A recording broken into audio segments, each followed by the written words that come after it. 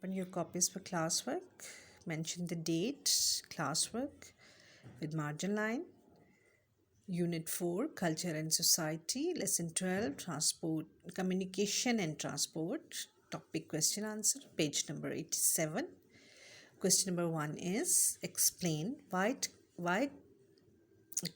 what communication means. Answer is communication means keeping in touch with someone through speech and writing.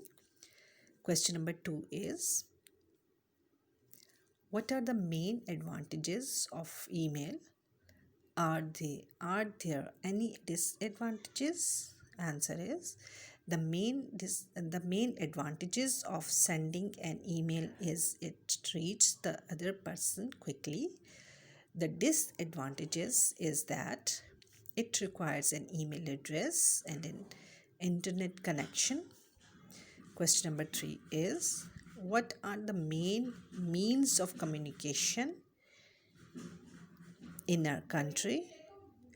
The main means of communication in our country is through post office, radio, television, telephone, newspaper, fax and email. Now question number 4 is what do you think roads are the most important part of the communication network in Pakistan? Answer is roads are the most important because the roads link all big cities to small town and villages. Now question number 5 is why do more people travel by road within the country than by air or train?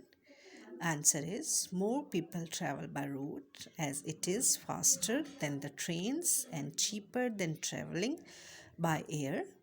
Roads connect all the villages to small towns and cities. Now question number 6 is what are the names of the international airports in Pakistan? Answer is all the airports of the major cities of Pakistan are listed as international airports.